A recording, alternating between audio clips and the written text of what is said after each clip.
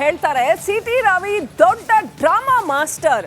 ನಾನು ಅವ್ರನ್ನ national leader ಅಂತ ಅನ್ಕೊಂಡಿದ್ದೆ, ಆದ್ರೆ ಅವರು ದೊಡ್ಡ ಡ್ರಾಮಾ ಮಾಸ್ಟರ್ ಅಂತ ಶೃಂಗೇರಿಯಲ್ಲಿ ಡಿಕೆ ಶಿವಕುಮಾರ್ ಹೇಳಿಕೆ ಕೊಟ್ಟಿದ್ದಾರೆ.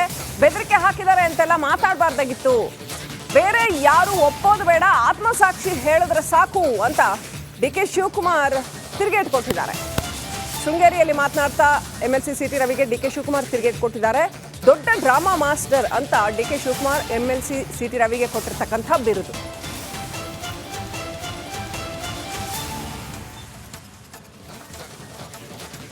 ದೊಡ್ಡ ಡ್ರಾಮಾ ಮಾಸ್ಟರ್ ಆಗ್ಬಿಟ್ಟಿದ್ದಾರೆ.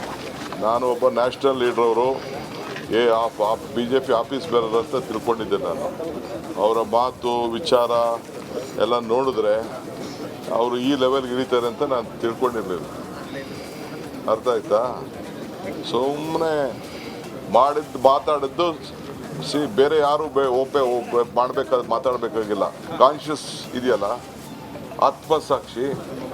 ಅವ್ರ ಪಾರ್ಟಿ ಲೀಡರ್ಗಳೇ ನನ್ನ ಹತ್ರ 100 ಜನ ಹೇಳಿದ್ದಾರೆ ಮಾತಾಡಬಾರ್ದಾಯ್ತು. ಅಲ್ಲೇ ನಾನು ಮಾತಾಡಿದ್ದು ತಪ್ಪಾಗೋಯ್ತು, ಹತ್ತಾಕ್ಷರದಿಂದ ಮಾತಾಡಿದ್ದೀನಿ, ಕ್ಷಮೆ ಕೇಳಿದ್ದೀನಿ ಅಂತ ಹೇಳಿದೆ. ಕ್ಷಮೆ ಕೇಳ್ತೀನಿ ಅಂತ ಅಂದರೆ ಮುಗಿದೋಯ್ತು. ಅದು ಬಿಟ್ಬಿಟ್ಟು ಸುಮ್ಮನೆ ಸುಳ್ಳು ಮಾಡ್ಕೊಂಡೋದ್ರೆ ಇದಕ್ಕೆ ಯಾವುದೂ ಕೊನೆ ಇಲ್ಲ. ಅವೆಲ್ಲ ಸುಮ್ಮನೆ ಸುಳ್ಳು ಎಲ್ಲ ಇದೆಯಲ್ಲ. ಅವ್ರ ಹತ್ರ ಏನೇನು ತನಿಖೆ ತಂಡಗಳಲ್ಲಿದೆಯಲ್ಲ, ತನಿಖೆ ತಂಡ ಏನು ಬೇಕಾದ್ರೂ ಮಾಡಿಸ್ಕೊಳ್ಳಿ, ಯಾರು ಬೇಡ ಅಂತ ಹೇಳ್ತಾರೆ. CT ರವಿದು ದೊಡ್ಡ ಡ್ರಾಮಾ ಮಾಸ್ಟರ್ ಆಗ್ಬಿಟ್ಟಿದ್ದಾರೆ. ನಾನು ಒಬ್ಬ ನ್ಯಾಷನಲ್ ಲೀಡರ್, ಅವರು BJP ಆಫೀಸ್ ಬೇರರ್ ಅಂತ ತಿಳ್ಕೊಂಡಿದ್ದೆ. ನಾನು ಅವರ ಮಾತು ವಿಚಾರ. ಡಿಕೆ ಶಿವಕುಮಾರ್ ಶೃಂಗೇರಿಯಲ್ಲಿ ರಿಯಾಕ್ಟ್ ಮಾಡಿರ್ತಕ್ಕಂಥದ್ದು, ನಾನು ಅವ್ರನ್ನೊಬ್ಬ ನ್ಯಾಷನಲ್ ಲೀಡರ್ ಅಂತ ತಿಳ್ಕೊಂಡಿದ್ದೆ, ಡ್ರಾಮಾ ಮಾಸ್ಟರ್ ಅವರು ಅಂತ ತಿರುಗೇಟು ಕೊಟ್ಟಿದ್ದಾರೆ ಸಿಟಿ ರವಿ ಅವರಿಗೆ. ಮತ್ತೊಂದು ಕಡೆ ಸಿಟಿ ರವಿಗೆ ಬೆದರಿಕೆ ಪತ್ರ ಬಂದಿರತಕ್ಕಂಥದ್ದು ಅನಾಮಧೇಯ ವ್ಯಕ್ತಿಗಳಿಂದ. 15 ದಿನಗಳ ಒಳಗಾಗಿ ಬೆಳಗಾವಿಗೆ ಬಂದು ಅಭಿನೇತ್ರಿ ಕ್ಷಮೆ ಕೇಳಬೇಕು ಅಂತ ಬರೆದಿದೆ ಆ ಪತ್ರದಲ್ಲಿ. ಅಷ್ಟೇ ಅಲ್ಲ, ನಿನ್ನನ್ನು ಮನೆಗೆ ನುಗ್ಗಿ ಸಾಯಿಸ್ತೀವಿ, ನಿನ್ನ ಮಗನನ್ನು ಸಾಯಿಸ್ತೀವಿ, ಕೈಕಾಲು ಮುರಿತೀವಿ ಅಂತೆಲ್ಲ ಬರೆದಿದ್ದಾರೆ.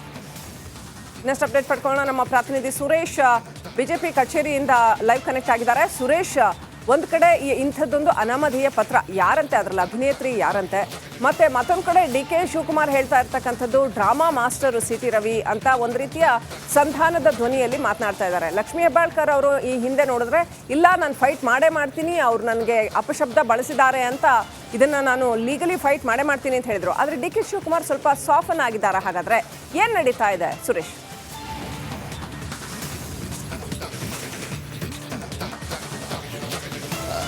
ಸದ್ಯ ಬೆಳಗಾವಿ ಪರಿಷತ್ನಲ್ಲಿ ನಡೆದಂತಹ ಏನು ಲಕ್ಷ್ಮೀ ಹೆಬ್ಬಾಳ್ಕರ್ ವರ್ಸಸ್ ಸಿಟಿ ರವಿ ಅವರ ಪ್ರಕರಣ ಈಗ CID ಹಂತಕ್ಕೆ ತಲುಪಿದ್ದು. CIDಯಲ್ಲಿ ಅವರು ಕೂಡ ಹೋಗಿ CID ಮುಂದೆ ಅಧಿಕಾರಿಗಳ ಮುಂದೆ ಹಾಜರಾಗಿದ್ದು, ಅದೆಲ್ಲವೂ ಆದ ನಂತರ ಒಂದೆರಡು ದಿನಗಳ ನಂತರ ಈಗ ಅನಾಮಧೇಯ ಪತ್ರ ಬಂದಿರತಕ್ಕಂಥದ್ದು. ಶ್ರೀಲಕ್ಷ್ಮಿ, ಈ ಅನಾಮಧೇಯ ಪತ್ರದಲ್ಲಿ ಈಗ ನೇರವಾಗಿ ಸಿಟಿ ರವಿ ಅವರಿಗೆ ಜೀವ ಬೆದರಿಕೆ ಬಗ್ಗೆ ಅದರಲ್ಲಿ ಪತ್ರದಲ್ಲಿ ಉಲ್ಲೇಖ ಆಗಿರ್ತಕ್ಕಂಥದ್ದು.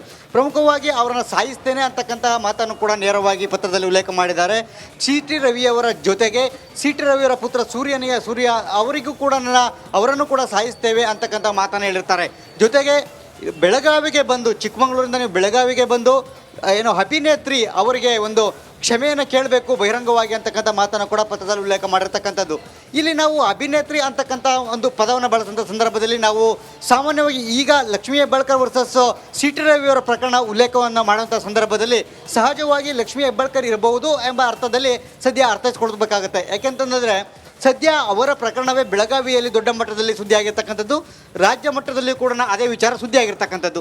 ಸೊ ಹಾಗೆ ನೋಡೋದಾದರೆ ಖಂಡಿತವಾಗಿ ಕೂಡ ಇದು ಲಕ್ಷ್ಮೀ ಹೆಬ್ಬಾಳ್ಕರ್ ಅವರಿಗೆ ಉಲ್ಲೇಖಿಸಿಯೇ ಈ ಒಂದು ಅರ್ಥದಲ್ಲಿ ಅಭಿನೇತ್ರಿಯ ಅರ್ಥದಲ್ಲಿ ಪತ್ರವನ್ನು ಬರೆದಿದ್ದಾರೆ ಅಂತಕ್ಕಂಥ. ಸದ್ಯ ಈ ಪ್ರಕರಣ ಈಗ ಚಿಕ್ಕಮಗಳೂರು ಜಿಲ್ಲೆಯ ಸಮೀಪದ ಒಂದು ಠಾಣೆಯಲ್ಲಿ ಈ ಪ್ರಕರಣ ಕೂಡ ದಾಖಲು ಮಾಡಿದ್ದಾರೆ. ಜೊತೆಗೆ ಸಿಟಿ ರವಿಯವರು ಕೂಡ ಈ ಸಂಬಂಧಪಟ್ಟಂತೆ ದೂರನ್ನು ದಾಖಲಿಸಿ ಇದರ ಸಂಬಂಧಪಟ್ಟಂತೆ ಕ್ರಮ ಆಗಬೇಕು ಅಂತಕ್ಕಂಥದ್ದು ಕೂಡ ಪೊಲೀಸ್ ಅಧಿಕಾರಿಗಳಿಗೆ ಸೂಚನೆಯನ್ನು ಕೂಡ ಕೊಟ್ಟಿರ್ತಕ್ಕಂಥ, ಜೊತೆಗೆ ಮನವಿ ಕೂಡ ಮಾಡ್ಕೊಂಡಿರ್ತಕ್ಕಂಥದ್ದು. ಇದೆಲ್ಲವೂ ಒಂದು ಭಾಗ. ಆದರೆ ಮತ್ತೊಂದು ಕಡೆ DK ಶಿವಕುಮಾರ್ ಕೂಡ ಸಿಟಿ ರವಿಯವರೊಬ್ಬರು ಡ್ರಾಮಾ ಮಾಸ್ಟರ್ ಅಂತಕ್ಕಂಥ ಒಂದು ಹೇಳಿಕೆ ಏನಿದೆ, ಇದು ಕೂಡ ಒಂದು ರೀತಿಯಲ್ಲಿ ಮತ್ತೊಂದು ಸುತ್ತಿನ ಕೆಸರು ಚಾಟಕ್ಕೆ ಕಾರಣ ಆಗಿರ್ತಕ್ಕಂಥದ್ದು. ಇದೆಲ್ಲವೂ ನೋಡ್ತಾ ಹೋದರೆ ಮತ್ತೊಂದು ಕಡೆಗೆ ಸಿಟಿ ರವಿಯವರು ಮುಂದಿನ ದಿನಗಳಲ್ಲಿ ಈ ಪ್ರಕರಣವನ್ನು ಖಂಡಿತವಾಗ್ಲೂ ಕೂಡ ಕೈ ಬಿಡುವಂತೆ ಕಾಣ್ತಾ ಇಲ್ಲ, ಇದನ್ನು ಮುಂದುವರಿಸುವಂಥದ್ದು. ಜೊತೆಗೆ ಪ್ರಕರಣದಲ್ಲಿ ಯಾರೆಲ್ಲ ಭಾಗಿಯಾಗಿರೋದು ಎಲ್ಲರಿಗೂ ಕೂಡ ಶಿಕ್ಷೆ ಆಗಬೇಕು ಅನ್ನೋ ನಿಟ್ಟಿನಲ್ಲಿ ಮುಂದೆ ಕೂಡ ಈ ಪ್ರಕರಣನ ಮತ್ತಷ್ಟು ದೊಡ್ಡ ಮಟ್ಟದಲ್ಲಿ ತೆಗೆದುಕೊಂಡು ಹೋಗೋದಕ್ಕೂ ಕೂಡ ಮುಂದಾಗಿರ್ತಕ್ಕಂಥದ್ದು. Shrilakshmi, right, thank you Suresh ಡೀಟೇಲ್ಸ್ಗಾಗಿ. ಹೇಳ್ತಾರೆ ಸಿ.ಟಿ. ರವಿ ದೊಡ್ಡ ಡ್ರಾಮಾ ಮಾಸ್ಟರ್. ನಾನು ಅವ್ರನ್ನ ನ್ಯಾಷನಲ್ ಲೀಡರ್ ಅಂತ ಅನ್ಕೊಂಡಿದ್ದೆ, ಆದ್ರೆ ಅವರು ದೊಡ್ಡ ಡ್ರಾಮಾ ಮಾಸ್ಟರ್ ಅಂತ ಶೃಂಗೇರಿಯಲ್ಲಿ ಡಿ.ಕೆ. ಶಿವಕುಮಾರ್ ಹೇಳಿಕೆ ಕೊಟ್ಟಿದ್ದಾರೆ. ಬೆದರಿಕೆ ಹಾಕಿದ್ದಾರೆ ಅಂತೆಲ್ಲ ಮಾತಾಡಬಾರ್ದಾಗಿತ್ತು, ಬೇರೆ ಯಾರು ಒಪ್ಪೋದು ಬೇಡ, ಆತ್ಮಸಾಕ್ಷಿ ಹೇಳಿದ್ರೆ ಸಾಕು ಅಂತ ಡಿ.ಕೆ. ಶಿವಕುಮಾರ್ ತಿರುಗೇಟು ಕೊಟ್ಟಿದ್ದಾರೆ. ಶೃಂಗೇರಿಯಲ್ಲಿ ಮಾತನಾಡ್ತಾ MLC ಸಿ.ಟಿ. ರವಿಗೆ ಡಿ.ಕೆ. ಶಿವಕುಮಾರ್ ತಿರುಗೇಟು ಕೊಟ್ಟಿದ್ದಾರೆ. ದೊಡ್ಡ ಡ್ರಾಮಾ ಮಾಸ್ಟರ್ ಅಂತ ಡಿ.ಕೆ. Shivakumar MLC CT. ರವಿಗೆ ಕೊಟ್ಟಿರ್ತಕ್ಕಂಥ ಬಿರುದು.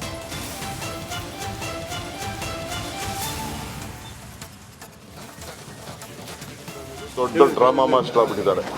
ನಾನು ಒಬ್ಬ ನ್ಯಾಷನಲ್ ಲೀಡರ್, ಅವರು BJP ಆಫೀಸ್ ಬೇರರ್ ಅಂತ ತಿಳ್ಕೊಂಡಿದ್ದೆ. ನಾನು ಅವರ ಮಾತು ವಿಚಾರ ಎಲ್ಲ ನೋಡಿದ್ರೆ ಅವರು ಈ ಲೆವೆಲ್ಗೆ ಇಳಿತಾರೆ ಅಂತ ನಾನು ತಿಳ್ಕೊಂಡಿರಲಿಲ್ಲ. ಅರ್ಥ ಆಯ್ತಾ? ಸುಮ್ಮನೆ ಮಾತಾಡಿದ್ದು ಬೇರೆ ಯಾರು ಮಾಡಬೇಕಾದ ಮಾತಾಡಬೇಕಾಗಿಲ್ಲ. ಕಾನ್ಷಿಯಸ್ ಇದೆಯಲ್ಲ, ಆತ್ಮಸಾಕ್ಷಿ. ಅವ್ರ ಪಾರ್ಟಿ ಲೀಡರ್ಗಳೇ ನನ್ನ ಹತ್ರ 100 ಜನ ಹೇಳಿದ್ದಾರೆ, ಮಾತಾಡಬಾರ್ದಾಯಿತು. ಅಲ್ಲೇ ನಾನು ಮಾತಾಡಿದ್ದು ತಪ್ಪಾಗೋಯ್ತು, ಹತ್ತಾಕ್ಷರದಿಂದ ಮಾತಾಡಿದ್ದೀನಿ, ಕ್ಷಮೆ ಕೇಳಿದ್ದೀನಿ ಅಂತ ಹೇಳಿದೆ. ಕ್ಷಮೆ ಕೇಳ್ತೀನಿ ಅಂತ ಅಂದರೆ ಮುಗಿದೋಯ್ತು. ಅದು ಬಿಟ್ಬಿಟ್ಟು ಸುಮ್ಮನೆ ಸುಳ್ಳು ಮಾಡ್ಕೊಂಡೋದ್ರೆ ಇದಕ್ಕೆ ಯಾವುದೂ ಕೊನೆ ಇಲ್ಲ.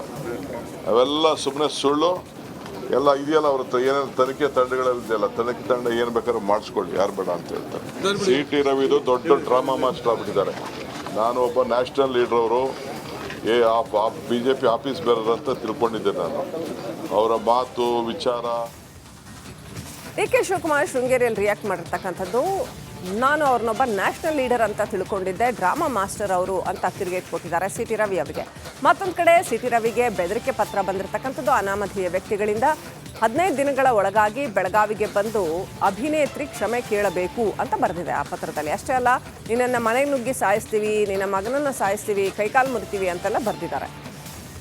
ನೆಕ್ಸ್ಟ್ ಅಪ್ಡೇಟ್ ಪಡ್ಕೊಳ್ಳೋಣ. ನಮ್ಮ ಪ್ರತಿನಿಧಿ ಸುರೇಶ್ ಬಿಜೆಪಿ ಕಚೇರಿಯಿಂದ ಲೈವ್ ಕನೆಕ್ಟ್ ಆಗಿದ್ದಾರೆ. ಸುರೇಶ್, ಒಂದು ಕಡೆ ಇಂಥದ್ದೊಂದು ಅನಾಮಧೇಯ ಪತ್ರ ಯಾರಂತೆ, ಅದರಲ್ಲಿ ಅಭಿನೇತ್ರಿ ಯಾರಂತೆ, ಮತ್ತೆ ಮತ್ತೊಂದು ಕಡೆ ಡಿ.ಕೆ. ಶಿವಕುಮಾರ್ ಹೇಳ್ತಾ ಇರ್ತಕ್ಕಂಥದ್ದು ಡ್ರಾಮಾ ಮಾಸ್ಟರ್ ಸಿ.ಟಿ. ರವಿ ಅಂತ ಒಂದು ರೀತಿಯ ಸಂಧಾನದ ಧ್ವನಿಯಲ್ಲಿ ಮಾತನಾಡ್ತಾ ಇದ್ದಾರೆ. ಲಕ್ಷ್ಮೀ ಹೆಬ್ಬಾಳ್ಕರ್ ಅವರು ಈ ಹಿಂದೆ ನೋಡಿದ್ರೆ ಇಲ್ಲ, ನಾನು ಫೈಟ್ ಮಾಡೇ ಮಾಡ್ತೀನಿ, ಅವ್ರು ನನಗೆ ಅಪಶಬ್ದ ಬಳಸಿದ್ದಾರೆ ಅಂತ, ಇದನ್ನು ನಾನು ಲೀಗಲಿ ಫೈಟ್ ಮಾಡೇ ಮಾಡ್ತೀನಿ ಅಂತ ಹೇಳಿದ್ರು. ಆದರೆ ಡಿ.ಕೆ. ಶಿವಕುಮಾರ್ ಸ್ವಲ್ಪ ಸಾಫನ್ ಆಗಿದ್ದಾರೆ. ಹಾಗಾದರೆ ಏನು ನಡೀತಾ ಇದೆ ಸುರೇಶ್?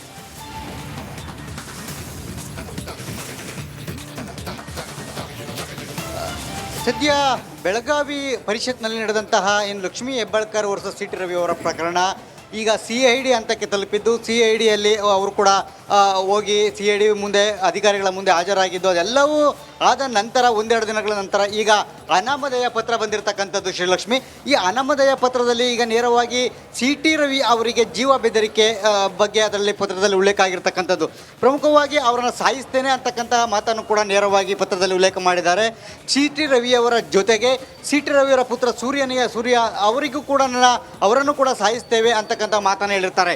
ಜೊತೆಗೆ ಬೆಳಗಾವಿಗೆ ಬಂದು, ಚಿಕ್ಕಮಗಳೂರಿಂದ ನೀವು ಬೆಳಗಾವಿಗೆ ಬಂದು ಏನು ಅಭಿನೇತ್ರಿ ಅವರಿಗೆ ಒಂದು ಕ್ಷಮೆಯನ್ನು ಕೇಳಬೇಕು ಬಹಿರಂಗವಾಗಿ ಅಂತಕ್ಕಂಥ ಮಾತನ್ನು ಕೂಡ ಪತ್ರದಲ್ಲಿ ಉಲ್ಲೇಖ ಮಾಡಿರ್ತಕ್ಕಂಥದ್ದು.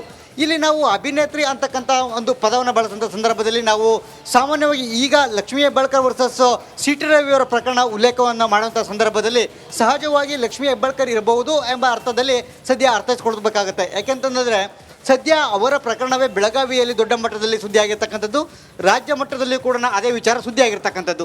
ಸೊ ಹಾಗೆ ನೋಡೋದಾದರೆ ಖಂಡಿತವಾಗಿ ಕೂಡ ಇದು ಲಕ್ಷ್ಮೀ ಹೆಬ್ಬಾಳ್ಕರ್ ಅವರಿಗೆ ಉಲ್ಲೇಖಿಸಿಯೇ ಈ ಒಂದು ಅರ್ಥದಲ್ಲಿ ಅಭಿನೇತ್ರಿಯ ಅರ್ಥದಲ್ಲಿ ಪತ್ರವನ್ನು ಬರೆದಿದ್ದಾರೆ ಅಂತಕ್ಕಂಥ. ಸದ್ಯ ಈ ಪ್ರಕರಣ ಈಗ ಚಿಕ್ಕಮಗಳೂರು ಜಿಲ್ಲೆಯ ಸಮೀಪದ ಒಂದು ಠಾಣೆಯಲ್ಲಿ ಈ ಪ್ರಕರಣ ಕೂಡ ದಾಖಲು ಮಾಡಿದ್ದಾರೆ. ಜೊತೆಗೆ ಸಿ.ಟಿ. ರವಿಯವರು ಕೂಡ ಈ ಸಂಬಂಧಪಟ್ಟಂತೆ ದೂರನ್ನು ದಾಖಲಿಸಿ ಇದರ ಸಂಬಂಧಪಟ್ಟಂತೆ ಕ್ರಮ ಆಗಬೇಕು ಅಂತಕ್ಕಂಥದ್ದು ಕೂಡ ಪೊಲೀಸ್ ಅಧಿಕಾರಿಗಳಿಗೆ ಸೂಚನೆಯನ್ನು ಕೂಡ ಕೊಟ್ಟಿರ್ತಕ್ಕಂಥ, ಜೊತೆಗೆ ಮನವಿ ಕೂಡ ಮಾಡ್ಕೊಂಡಿರ್ತಕ್ಕಂಥದ್ದು. ಇದೆಲ್ಲವೂ ಒಂದು ಭಾಗ. ಆದರೆ ಮತ್ತೊಂದು ಕಡೆ ಡಿ.ಕೆ. ಶಿವಕುಮಾರ್ ಕೂಡ ಸಿ.ಟಿ. ರವಿಯವರೊಬ್ಬರು ಡ್ರಾಮಾ ಮಾಸ್ಟರ್ ಅಂತಕ್ಕಂಥ ಒಂದು ಹೇಳಿಕೆ ಏನಿದೆ, ಇದು ಕೂಡ ಒಂದು ರೀತಿಯಲ್ಲಿ ಮತ್ತೊಂದು ಸುತ್ತಿನ ಕೆಸರು ಚಾಟಕ್ಕೆ ಕಾರಣ ಆಗಿರ್ತಕ್ಕಂಥದ್ದು.